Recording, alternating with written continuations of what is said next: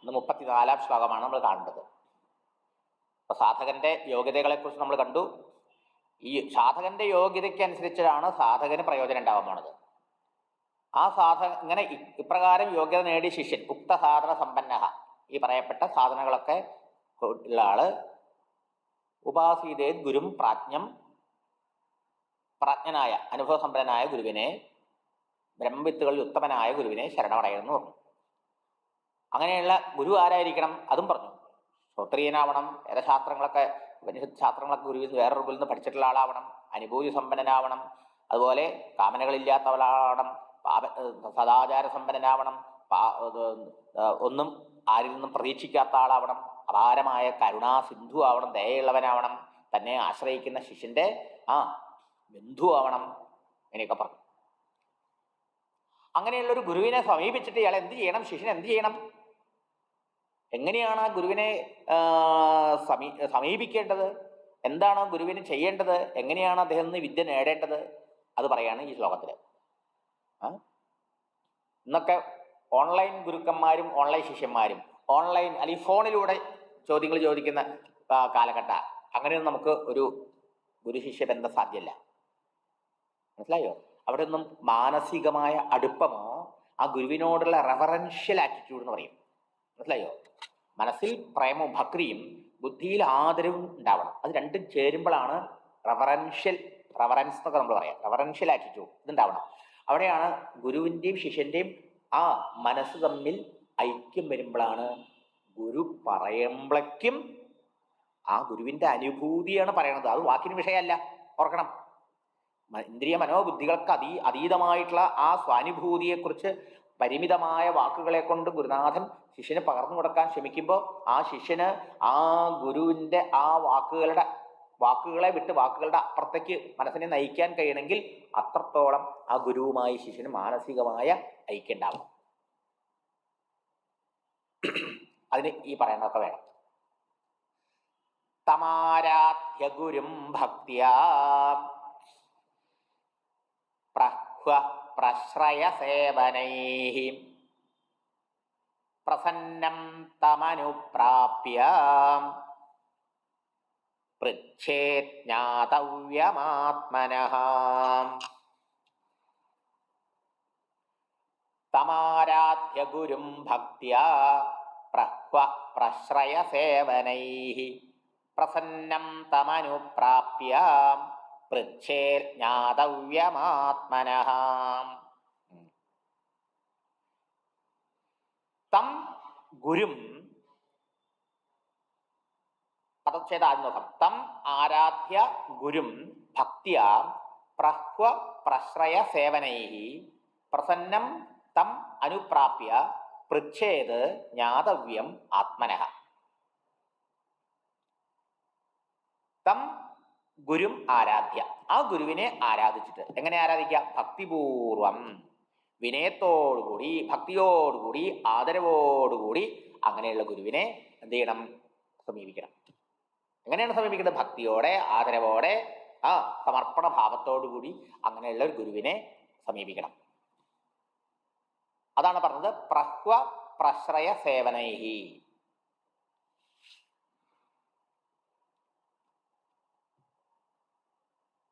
എങ്ങനെ സമീപിക്കണം അദ്ദേഹനെ? യഥാവിധി.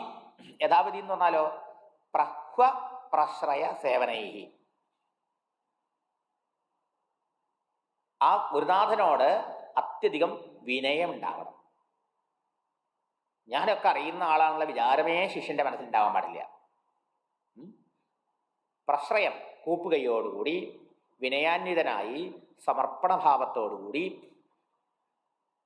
സേവന മനസ്ഥിതിയോടുകൂടി, എന്ത് സേവനവും ഗുരുവിന് വേണ്ടി ചെയ്യാൻ ഞാൻ തയ്യാറാണെന്നുള്ള ഭാവത്തോടുകൂടി. എന്ന് പറഞ്ഞാൽ ഈ അറിവ് എന്നെ സംസാര ബന്ധത്തിൽ നിന്ന് മുക്തനാക്കുന്നതാണ്. ഈ ജ്ഞാനം നേടാൻ വേണ്ടി എന്തും ചെയ്യാനുള്ള സന്നദ്ധതയെ കാണിക്കുക. ആ ഭാവമാണ് മാനസിക ഭാവം. അതാണ് തൊഴുത് പിടിച്ച് വിനയത്തോടെ, ഭക്തിയോടെ, ആദരവോടെ, അർപ്പണഭാവത്തോടെ, സേവനഭാവത്തോടെ എന്നൊക്കെ അർത്ഥം.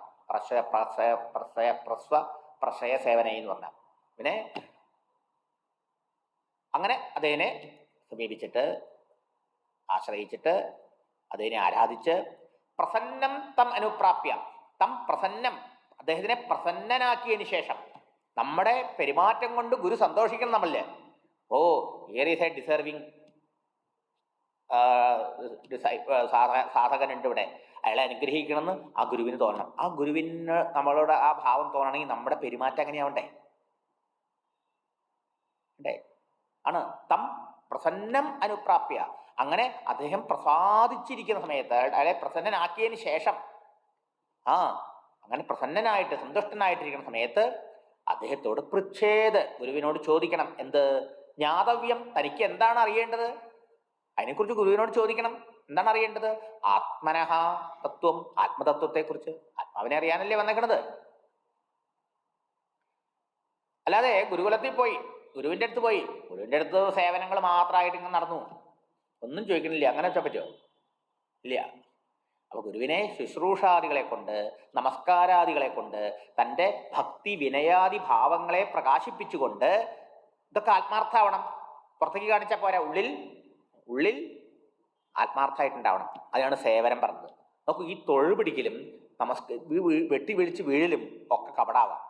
ഉള്ളിൽ ഒരു ബഹുമാനം ഉണ്ടാവണില്ല. പുറത്ത് ധൂർത്തനായിരിക്കും, അകത്ത് ഭയങ്കര അഹങ്കാരിയായിരിക്കും. പുറത്ത് വലിയ ഭക്തി കാണിക്കും ചില ആൾക്കാർ. നോക്കിയിട്ടുണ്ടോ? അവർ ഉള്ളിൽ യാതൊരു ആദരവും ഉണ്ടാവില്ല, പറഞ്ഞ് കേൾക്കാനുള്ള തയ്യാറെടുപ്പും ഉണ്ടാവില്ല. ഇങ്ങനെയുണ്ട് ആൾക്കാര്. ഇതൊക്കെ വളരെ ശ്രദ്ധിക്കണം എന്നർത്ഥം. അപ്പോ യഥാർത്ഥത്തിൽ ഇയാൾക്ക് ഈ അറിവിന് ആഗ്രഹമുണ്ട്, ഇതിനു വേണ്ടി ഇയാൾ എന്തിനും തയ്യാറാണെന്നുള്ളത് എങ്ങനെ അറിയോ? ആചാര്യസ്വാമികൾ ഇങ്ങോട്ടടുത്ത് ഗീതയിലാണ്, ഗീതയിലും പറയൂലോ, അങ്ങനെയുള്ള ഗുരുനാഥനെ സമീപിക്കണം. തത് വിദ്ധി പ്രണിപാതേന പരിപ്രശ്നേന സേവയ ഉപദേക്ഷ്യന്തി തേ ജ്ഞാനം ജ്ഞാനിനഃ തത്വദർശിനഃ എന്ന് ഗീത 4ാം അധ്യായത്തിൽ പറയുന്നുണ്ട്. ഇങ്ങനെയുള്ള ഗുരുവിനെ, ജ്ഞാനിയും തത്വദർശിയും ആത്മാനുഭവനും ഉള്ളവനും ശാസ്ത്രജ്ഞാനമുള്ളവനുമായ ഗുരുവിനെ സമീപിക്കണം. ആ സമീപിക്കേണ്ട അവിടെ പറഞ്ഞിട്ട് തത് വിദ്ധി, അദ്ദേഹത്തിന് ജ്ഞാനം നേട്, പരിപ്രശ്നേന പ്രണിപാതേന സേവയ, ദീർഘദണ്ഡ നമസ്കാരം ചെയ്യണം. അപ്പൊ ഭക്തിയെയും വിനയത്തെയും അദ്ദേഹത്തോടുള്ള ആദരവിനെയും കാണിക്കാനാണ് നമസ്കാരം. പിന്നെ ചോദ്യം ചോദിക്കണം അദ്ദേഹനോട്. ചോദിക്കലും ആത്മാർത്ഥമാവണമെന്നില്ല, മനസ്സിലായോ? തൻ്റെ അറിവിനെ പ്രകാശിപ്പിക്കാൻ വേണ്ടി ചോദിക്കാം, അല്ലെങ്കിൽ ഗുരുവിനെ അളക്കാൻ വേണ്ടി ചോദിക്കാം. ശരിക്കും ഇയാൾ ജിജ്ഞാസുവാണ്, സത്യം അറിയാനുള്ള യഥാർത്ഥ ആഗ്രഹമുള്ളവനാണെന്ന് തെളിയിക്കുന്നത് എവിടെ അറിയോ? സേവനൈഹി. തദ്വിദ്ധി പ്രണിപാതേന പരിപ്രശ്നേന സേവയാ. അവിടെ ആചാര്യസ്വാമികൾ അതിനെ വ്യാഖ്യാനം എഴുതുമ്പോൾ, ഭാഷ എഴുതുമ്പോൾ പറയും, ഈ ചോദ്യം ചോദിക്കലും നമസ്കാരാദികളും ഭക്തിയൊക്കെ തൊഴുതു പിടിക്കലൊക്കെ കാണിച്ചു എന്ന് വരാം, അതൊക്കെ ഷോ ഓഫ് ആവാം, പ്രകടനമാവാം. പക്ഷെ സേവ അങ്ങനെ പറ്റില്ല. സേവനം കാണുമ്പോൾ ഗുരുവിന് മനസ്സിലാവും ഇവൻ ശരിക്കും ഈ അറിവിന് വേണ്ടി വന്നവനാണോ. എന്താർത്ഥം? സേവ എളുപ്പമല്ല, നമ്മുടെ അഹങ്കാരം സമ്മതിക്കില്ല, നമ്മുടെ ഇഷ്ടാനിഷ്ടങ്ങൾ വിട്ടുകൊടുക്കില്ല. സേവനം, ഗുരു പറഞ്ഞ സേവ യാതൊരു മുറിവുറപ്പില്ല, സന്തോഷത്തോടുകൂടി ചെയ്യണ കണ്ടാൽ മനസ്സിലാക്കാം അയാൾ ശരിക്കും ഇതിനെ ഫിറ്റായ സ്റ്റുഡൻ്റ് ആണോ എന്ന്. ഇന്നത്തെ കാലഘട്ടത്തിൽ ഇതാ ഏറ്റവും പ്രയാസവും. നോക്കിണ്ടോ? സേവനില്ല, സർവീസ് ഇല്ല എന്നർത്ഥം. അങ്ങനെ പോരാ. ഗുരുവിന് പൈസയും പഴവും വസ്ത്രമൊക്കെ കൊണ്ടുവരുന്നുണ്ട് കാര്യമില്ല. ഗുരു ശുശ്രൂഷ, ഗുരു സേവ നിരതനാവണം. സേവനത്തിന് എന്താ? നമ്മുടെ ഭള്ള് അറിയില്ലേ, നമ്മുടെ ദർപ്പം, നമ്മുടെ അഹങ്കാരം, ഇതൊക്കെ കളയാൻ എന്താ വഴി? ദംഭം മഹതുപാസയാന്ന് പ്രഹ്ലാദൻ പറയുക. എങ്ങനെയാ നമ്മുടെ ദംഭവും ഭള്ളും ഇതൊക്കെ പോവുക ഉള്ളിന്ന്? ആ ഭാരമൊക്കെ കളയണമെങ്കിലേ മഹാത്മാക്കളെ പോയി സേവ ചെയ്യണം. ഇത് വളരെ മുഖ്യ വിഷയമാണ്. എല്ലാവർക്കും സേവനം ചെയ്യാൻ പറ്റില്ല. ഒരു ശിഷ്യനോട് ഗുരു പറഞ്ഞു, ഇത് ചെയ്യൂട്ടോ എന്ന് പറഞ്ഞു. അതിന് ഗുരു തിരിച്ചു വന്നപ്പോൾ ചോദിച്ചു, എന്തായി, ചെയ്തുവോ? അപ്പൊ അയാള് ഉടനെ വേറൊരാളെ വിളിച്ചു, എടാ നീ ചെയ്തില്ലേ അത്? ഇറ്റ് ഈസ് നോട്ട് സേവ. ഇയാളോട് കാര്യം പറഞ്ഞ ഹി ഷുഡ് ഡു ദാറ്റ്. മനസ്സിലായോ? അയാളെപ്പം എന്ത് ചെയ്തു? അയാൾ വേറൊരാളെ ഏൽപ്പിച്ചു, അയാൾ വേറൊരാളെ ഏൽപ്പിച്ചു, വേറൊരാളെ ഏൽപ്പിച്ചോ, എന്നിട്ട് ആരും ഒന്നും ചെയ്യില്ല. Is it not happening?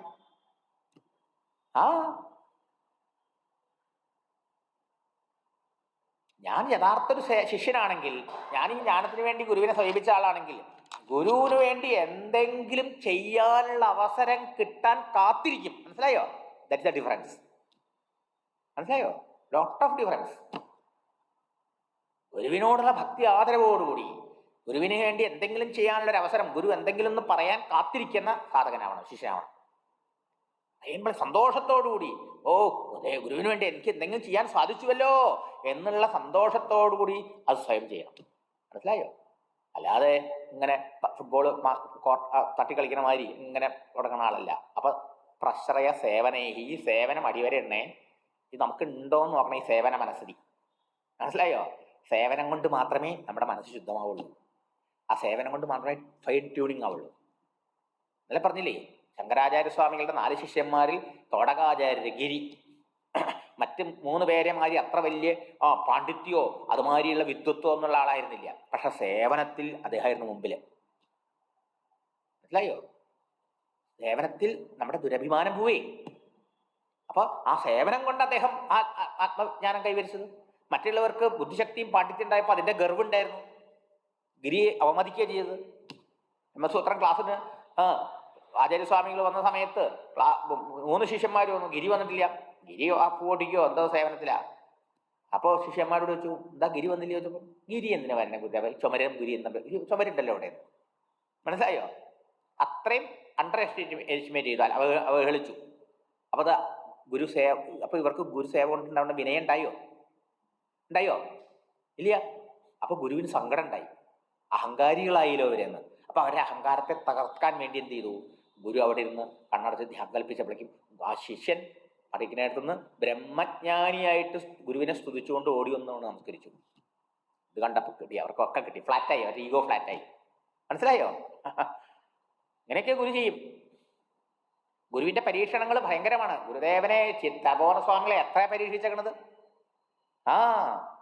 സ്വാമീനെ പറഞ്ഞത് എത്ര തവണ! പുഷ്പവർഷമായിട്ടല്ല കല്ലുകൊണ്ടുള്ള ഏറ് പോലെയാണ് ആ ഗുരുവിന്റെ പരീക്ഷണങ്ങൾ പലപ്പോഴും ഉണ്ടാവുക. മനസ്സിലായോ? ഈശ്വരന്റെ പരീക്ഷണം അങ്ങനെ തന്നെയാ. അപ്പോ ഇതൊന്നും വേണ്ട, ഉപേക്ഷിച്ച് പോകാൻ തോന്നുന്നു. അവിടെ ആ ഗുരുവിന്റെ മഹത്വം മനസ്സിലാക്കിക്കൊണ്ട് ഈ ഗുരുവിനെ കൊണ്ടാണ് ഞാൻ അനുഗ്രഹീതനാവാൻ പോണത്, തന്റെ ലക്ഷ്യത്തിൽ വളരെയധികം ആ ഉറപ്പോട് കൂടിയിട്ട്, ക്ഷമയോട് കൂടിയിട്ട് ആ ഗുരുവിനെ സമർപ്പണ ബുദ്ധിയോടുകൂടി സേവ ചെയ്തു എന്ന് വെച്ചാലോ അയാൾ മുക്തനാവും ആ ജന്മം തന്നെ. അതാ നമുക്ക് ഇന്നത്തെ മോഡേൺ ടൈമിലെ ആൾക്കാർക്ക് മനസ്സിലാക്കാനേ പ്രയാസം അല്ലേ? ആൾക്കാരെ വിചാരം എന്തിനാ ഈ എത്ര ടോക്ക് വിവേകചൂടാമണി തന്നെ എത്ര നമുക്ക് ഈ യൂട്യൂബിൽ പോയി അടിച്ച് നിങ്ങൾ പോയിട്ട് യൂട്യൂബിൽ പോയി തപ്പിക്കഴിഞ്ഞാൽ എത്രയോ ഭാഷയിൽ എത്രയോ ആൾക്കാരെ കാട്ടുകിട്ടും നിങ്ങൾക്ക്. മതിയല്ല അല്ലേ? പക്ഷേ ആത്മാനുഭവം ഉണ്ടാവുക എന്നുള്ളത് ഈ പറയണ മാതിരി, ആചാര്യസ്വാമികൾ ഈ ശ്ലോകത്തിൽ പറയണ മാതിരി ഉള്ള ഒരു ഭാവം, ഒരു ഭക്തി, ശ്രദ്ധ, വിനയം, സമർപ്പണം, സേവന സന്നദ്ധത, ഇതൊക്കെ ഉള്ള ഒരു സാധകന്, അപ്രകാരം ഗുരുവിനെ സമീപിക്കുന്ന ഒരു സാധകന്, അങ്ങനെ ഗുരുവിനെ ശുശ്രൂഷ സേവ ചെയ്ത് കഴിയുന്ന ഒരാൾക്ക് ആ മാനസികമായി ഫൈൻ ട്യൂണിങ് ഉണ്ടാവുമ്പോൾ മാത്രമേ ആ അനുഭൂതി ഉണ്ടാവുള്ളൂ, സാക്ഷാത്കാരം.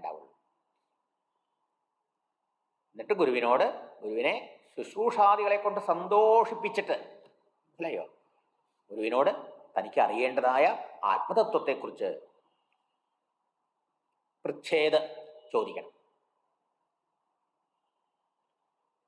ഇതാണ് ഗുരുവിനെ അങ്ങനെ സമീപിക്കണം. എങ്ങനെയാണ് ഗുരുവിനോട് സംശയം ചോദിച്ച് അജ്ഞാനം നിവർത്തകമായ ജ്ഞാനത്തെ സമ്പാദിക്കേണ്ടത് എന്നൊക്കെ ഇതിൽ പറഞ്ഞു. ഹരി ഓം.